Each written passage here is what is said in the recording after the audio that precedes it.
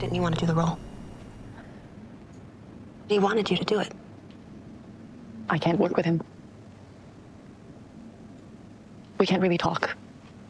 My father is a very difficult person.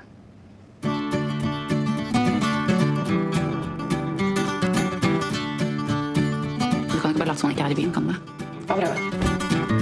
Er det? Joachim Trier regresa al cine con Sentimental Value, una película que sin hacer demasiado ruido termina siendo emocionalmente sísmica. Después del impacto de la peor persona del mundo, Trier no intenta repetirse, al contrario, apuesta por una historia más amplia, más reflexiva y sobre todo más incómoda. Esta es una película sobre la familia, memoria y creación artística, pero también sobre el daño que se hereda cuando nunca se habla de él. Comencemos.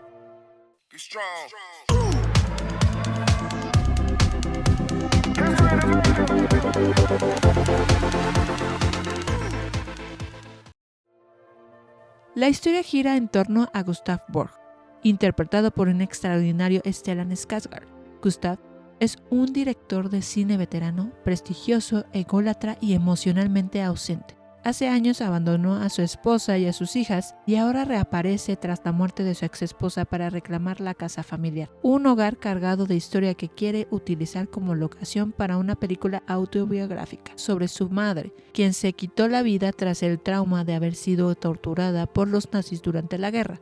Sus hijas son el verdadero núcleo emocional del relato.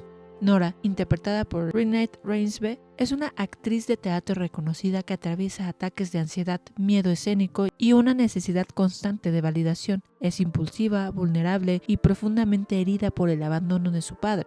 Agnes, en cambio, es más estable, más contenida, pero no menos marcada por el pasado. Vive una vida aparentemente tranquila con su familia, aunque carga el recuerdo de haber sido utilizada como actriz infantil en una de las películas de Gustav y luego olvidada cuando dejó de ser útil. Trier construye la película como una comedia dramática familiar que coquetea con la sátira del mundo del cine y del espectáculo. Hay momentos que rozan la comedia negra, el ego artístico y el vampirismo emocional del director, y la forma en la que la intimidad se convierte en materia prima. Incluso cuando Trier se permite el humor, lo hace con una ironía muy precisa. Hay una escena especialmente reveladora cuando Gustav le da un regalo a su nieto por su cumpleaños. En lugar de algo acorde a su edad, le obsequia DVDs de películas extremadamente perturbadoras como La pianista de Michael Haneke o Irreversible de Gaspar Noé. El chiste no está solo en lo inapropiado del regalo, sino en que la familia ya ni siquiera tiene un reproductor de DVD en casa. En un momento que funciona como comentario sobre el paso del tiempo, esas películas que antes escandalizaban ya no pueden ni siquiera verse, desplazadas por los cambios tecnológicos, igual que el propio Gustav y su cine. Pero Sentimental Value no se queda solo en la burla, es una película larga, deliberadamente indulgente y profundamente melancólica. Trier se permite hablar del envejecimiento, del deterioro físico y creativo y de una industria que ya no tiene paciencia para los viejos autores. Gustav insiste en trabajar con un director de fotografía veterano solo para darse cuenta de que el tiempo ya pasó factura y ese momento silencioso y cruel dice más que cualquier discurso. En el apartado visual, la película es impecable.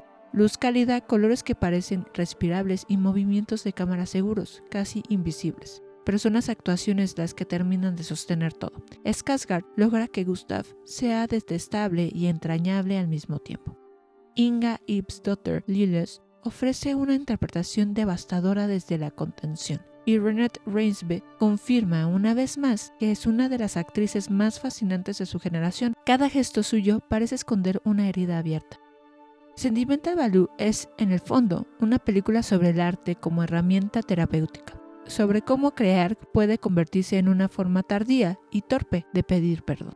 No es una historia redentora ni complaciente.